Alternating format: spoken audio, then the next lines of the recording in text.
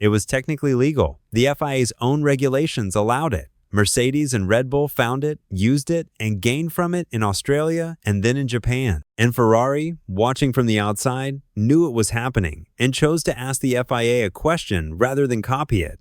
That decision tells you something important about how Ferrari read this situation, because the trick that Mercedes and Red Bull had been running at the end of qualifying laps, a software mode that bypassed the mandated power reduction ramp down and allowed maximum MGU-K deployment for an extra few seconds, has now been banned, not because it was illegal, but because the FIA decided that using an emergency shutdown function for competitive gain was not what that function was designed for. The performance benefit was real. Sources describe a 50 to 100 kilowatt advantage for a short period at the end of a qualifying lap, worth fractions of a second at some circuits, potentially more at tracks where the final straight is longer. Miami has a long final straight. That detail is not insignificant.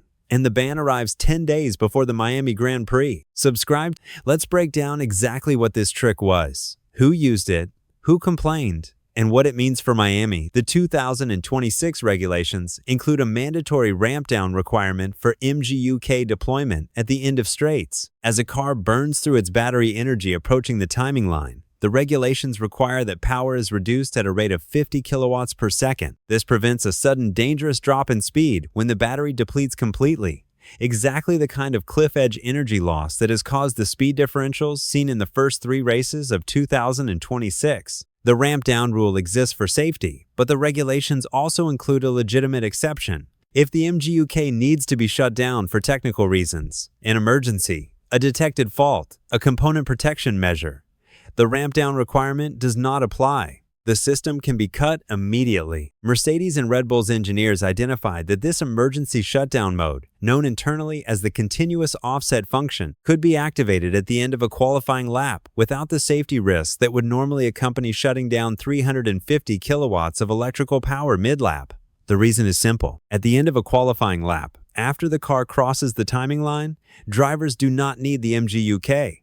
They are slowing down, returning to the pits, and speed on the slowdown lap is irrelevant. So activating the emergency shutdown at that specific moment and running at maximum MGUK deployment for the final seconds before the line without the ramp down reduction delivered a performance gain with no operational downside. The 6-0-second lockout that the FIA had put in place as a deterrent was irrelevant when the car was already done with its qualifying effort. Clever, legal, and worth somewhere between 50 and 100 kilowatts of extra deployment for a short period. The trick had been visible in Australia to teams that were looking closely enough. Rivals spotted Mercedes and Red Bull running the MGUK shutdown at the end of their qualifying efforts from the very first race weekend of 2026. But it was in Japan that the unintended consequences became impossible to ignore. Kimi Antonelli and Max Verstappen both experienced moments in practice at Suzuka where their cars were left with insufficient power to drive normally through the Esses, the high-speed section in the middle of the lap that requires sustained electrical deployment. The 6-0-second MGUK lockout, designed to deter abuse of the shutdown function, was doing exactly what it was supposed to do, preventing the teams from having their electrical power available when they needed it on the next lap after activating the trick. Williams' Alex Albon stopped on track entirely during practice, directly because of complications caused by the same issues spreading to a customer team. At that point, the competitive advantage had become a reliability and safety problem. Cars from multiple manufacturers were either crawling through high-speed sections or stopping on circuit during a practice session at one of Formula One's most technically demanding venues. The FIA opened conversations with Mercedes in Japan. After those discussions,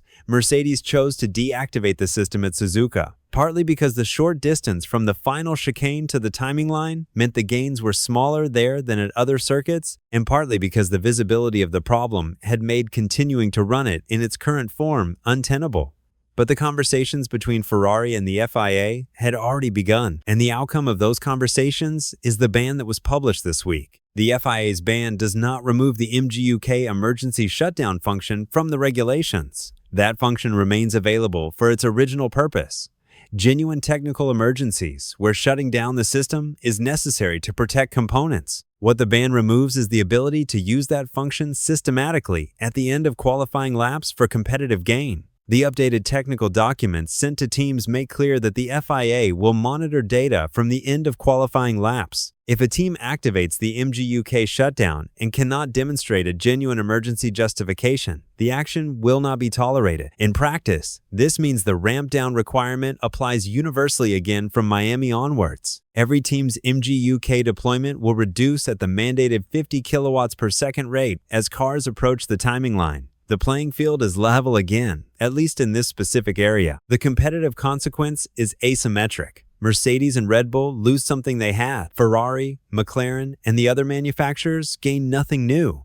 But they lose nothing either, because they were not using the trick. The net effect at Miami is a small reduction in the qualifying advantage that Mercedes customer teams had over Ferrari and McLaren customer teams.